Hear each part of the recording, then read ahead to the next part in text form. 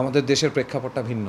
এখানে যোগাযোগ সূত্র না থাকলে আসলে ওভাবে কাজ হয় না। আরে বাবা কত বড় দাম্ভিক চলে আসছে, উনি যায়া চাইতে পারবে না। যেই পরিমাণ জনপ্রিয়তা অর্জন আমি করতে চেয়েছিলাম ওই পরিমাণ আমি করতে পারিনি। আমি ওই বলার জায়গাটা, ওই ম্যাস পপুলারিটির জায়গাতে আমি ওইভাবে আমি মনে করি আমি কখনো যেতে পারিনি। রেডিও ছাড়লাম খুব বেশি দিন হয়নি। ২০২২-এর মাঝখানের দিকে একেবারে সম্পূর্ণ ইতি টানার ব্যাপারটা ঘটেছে আরকি। এটা একটা ভয়াবহ শূন্যতা তৈরি করে আসলে। এই শূন্যতাটা কোন জায়গা থেকে হয় যে আমরা আসলে যদি অনেস্টলি বলি আজকে একজন আরজে কিবরিয়া বা একজন আরজে সালমান বা এরকম আরও কয়েকজন আছেন, নীরব ভাই বলাই বাহুল্য, এরকম আরও কয়েকজন আছেন, ওনাদের যে ফ্যান বেজ, ওনাদের যে level of fan, number of fan, এটা একটা ভিন্ন পর্যায়ে পৌঁছে গেছে। আমি রেহান রসুল আসলে কখনো ওই জায়গাটাতে পৌঁছাতে পারিনি। যদি আমি পৌঁছাতে পারতাম তাহলে বোধহয় আমি আরও বেশি মিস করতাম বলার জায়গাটা। স্যান্ডেলিনা সো রূপচর্চায় আভিজাত্য।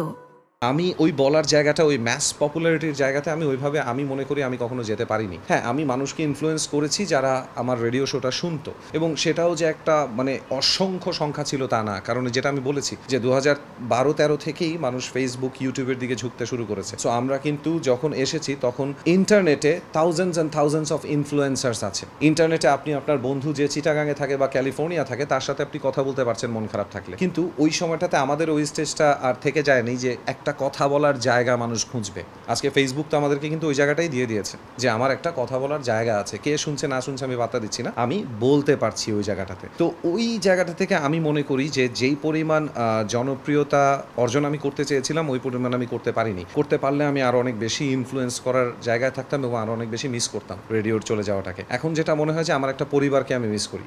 আমি ওই রাতের মাইক্রোফোনটা যেখানে আমি একটু হাসতে পারতাম, সবার সাথে আড্ডা দিতে পারতাম, ওই জায়গাটা আমি ভয়ঙ্করভাবে মিস করি। আসলেই মিস করি। ভালো লাগে, আসলে খুব বেশি ভালো লাগে। সামহাও মানে আফটার বিইং এন আরজে 2013-তে আমি প্রথম আরজেইং করি। তো যখন কিছু মানুষ রেডিও প্রীতি যাদের মধ্যে আছে তারা আমাকে যখন চেনে 2015-16, তখন থেকেই বইমেলাটা আমার জন্য হয়ে গেছে হচ্ছে শ্রোতা কেন্দ্রিক। এর আগে পর্যন্ত আমার কাছে বইমেলা ছিল হুমায়ুন আহমেদ কেন্দ্রিক। তো ওনার মৃত্যুর পরে আমি বেশ কয়েক বছর বইমেলায় যাইনি, আমাকে টানতোই না, মানে প্রচণ্ডভাবে মন খারাপ ছিল। তো পরবর্তীতে শ্রোতা কেন্দ্রিক হয়ে গেল যে আমি জানি যে আগামী বইমেলাতেও আমি যদি বইমেলায় যাই তাহলে আমার আশা থাকবে যে ওই 2015-16 দিকে হয়তো দেখতাম যে 150-200 ছেলে পেলে অপেক্ষা করছে কখন রেহান ভাই আসবে। এটা হয়তো 17-18 দিকে 50-এ এসেছে, এই 20-21-এর দিকে 10-12 জনে হয়েছে, এরপরে হয়তো একজন আসবে, তাও আমি এইটুকুর জন্য আমি বইমেলায় যাব। এই হচ্ছে গিয়ে ব্যাপার। খুব ভালো লাগে। আর বই সত্যি কথা বলতে আরও একটা বড় কারণ যেটা বলিনি, আপনি যে এখানে হয়তো দেখতে পাবেন আমার বইয়ের কালেকশন। আমি এই বইগুলো না পড়লে, আমি যদি বাংলা বইগুলো না পড়তাম আমি কোনোদিন একজন বক্তা হতে পারতাম না। মাইক্রোফোনের সামনে তো দূরের কথা, মাইক্রোফোনের বাইরেও বক্তা হওয়া যায় না বই না পড়লে। নাম্বার হচ্ছে আমার কমিউনিকেশন স্কিল খুব খারাপ। আর 2 নাম্বার হচ্ছে যে আমাদের দেশের প্রেক্ষাপটটা ভিন্ন।